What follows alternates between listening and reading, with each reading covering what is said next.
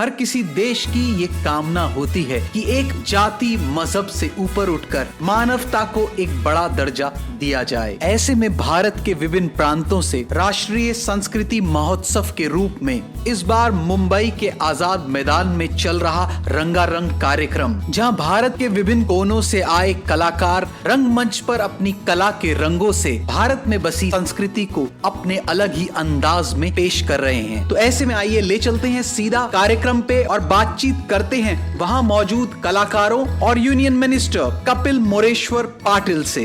आपसे सवाल है कि आप कहां से हैं? नमस्ते, मैं नॉर्थ ईस्ट से हूँ, नॉर्थ ईस्ट जोन दीमापुर, और मैं गुवाहाटी से हूँ, आसाम।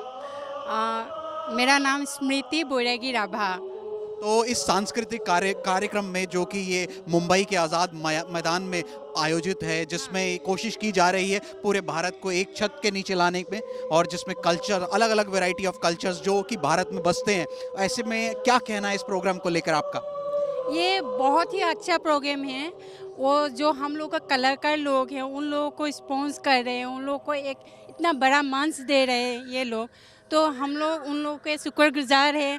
हर एक जोन के यहाँ पर 7 सिस्टर है, आप लोग देख रहे हैं, एनईजेसीसी सारे जोन हैं, तो सबको हम थैंक्स बोलते हैं महाराष्ट्र को, जय हिंद महाराष्ट्र, कि आप लोगों ने हम जैसे कलाकारों को यहाँ बुलाया है, तो इतना सारा प्यार दिया है। मतलब हम सबसे बयान नहीं कर सकते कैसा लग रहा है, लेकिन ऐसा कार्यक्रम आगे भी चलते रहे हैं। हम सबको मतलब नए जेनरेशन जो हैं उन लोगों को भी वो इससे प्रेरित मिलेगा, यही कहना चाहती हूँ। आप हरियाणा से आई हैं, तो अपने बारे में थोड़ा सा बताइए। Okay, I'm Ishu from Rohtak, Haryana, and we are here to perform and to represent our culture, that is Haryanvi dance, and rest you'll see on stage.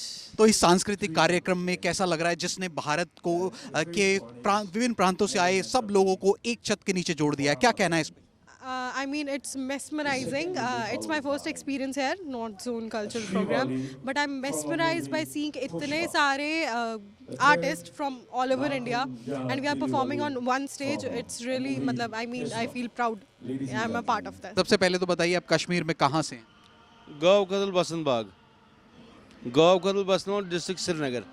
और अगला सवाल, ऑब्वियसली एक सांस्कृतिक कार्यक्रम है जहाँ पे अलग अलग तरीके के फूड स्टॉल और भी चीज़ें कलाकृति की लगी हुई हैं, तो ऐसे में कश्मीर से क्या खासियत लाए हैं इन फूड स्टॉल्स में आप? यस सर, इसमें कश्मीरी डिश है, कश्मीरी वाजवान, इसको बोलते हैं 160, 170, 180 डिशेस बनते हैं। हमने यहाँ 7 पकवान बनाए हैं, इधर ही हम पकाते हैं सुबह और 3 बजे रेडी करते हैं ये। तो ये कश्मीरी फेमस वाजवान है, यानी कि कबाब, तबक माज, मुर्गा, रिश्ता, गोश्ताबा, रोगन जोश, आब गोश, मरचांगन korma, gushtaba, दानुल korma.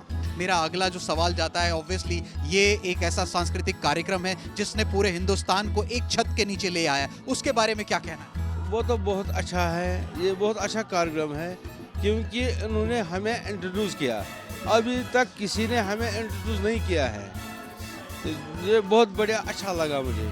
Sir, of course ये एक सांस्कृतिक कार्यक्रम है, और मेरा जो सवाल जाता है, आज भारत में जो है इसके थ्रू एकता का संचार किया जा रहा है, तो सबसे पहले इस कार्यक्रम के थ्रू आपका क्या विचार है? भारत के सांस्कृतिक महोत्सव को बढ़ावा देने के लिए, मोटिवेशन देने के लिए हमारे केंद्र सरकार के माध्यम से, संस्कृति मंत्रालय के माध्यम से 2015 से जो प्रयास किया जा रहा है, निश्चित तौर पर जैसे आपने कहा वैसे ही प्रधानमंत्री कहते हैं एक भारत श्रेष्ठ भारत, और मोदी जी की सोच ही यही है। जैसे उन्होंने कई ऐसे काम किए जो हमारे गुलामी के निशान थे, उसको ख़त्म करके हमारे स्वतंत्र भारत के लिए जिन्होंने योगदान दिया उनको वहाँ पे स्थापित करने का काम किया। हमारे देश में युवा पीढ़ियों में एक कल्चर आया है, विदेश की संस्कृति जल्दी हमारे लोग एडॉप्ट कर लेते हैं।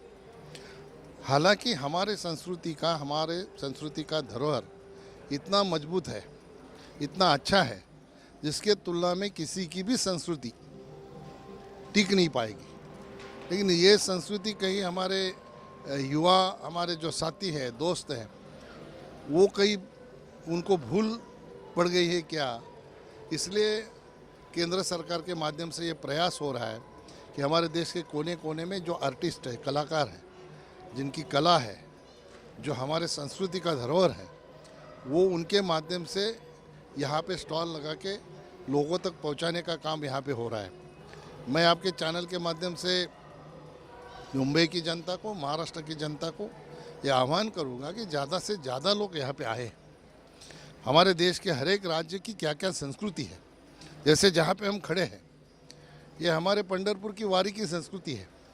ये कब शुरू हुई इसको कोई बता नहीं सकता है। क्या हजारों सालों पहले इसकी शुरुआत हुई है। अभी तक ऐसे लोग उसमें इन्वॉल्व होते हैं जैसे कल से ही शुरू हुई है। ये संस्कृति जतन करने का काम हमारे वारकरी संप्रदाय के लोगों ने किया है। इसको भी बढ़ावा यहाँ पे मिल रहा है। तो हर एक राज्य में अपना अपना कोई अलग अलग कला है, अलग अलग कल्चर है।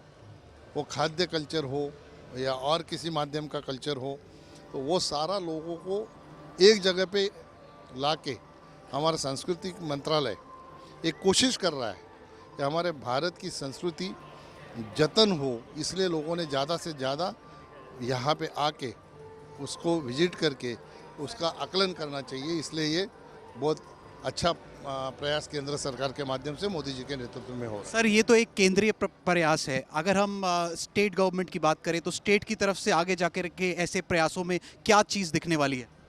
स्टेट के माध्यम से भी ये हो रहा है। जैसे कि मैं जिला पंचायत का अध्यक्ष रह चुका हूँ, तो यहाँ पे ग्रामीण विकास मंत्रालय के माध्यम से एक सरस प्रदर्शन भरा जाता है जो MMRD ग्राउंड में बांद्रा में होता है। कई सालों से हर साल होता है।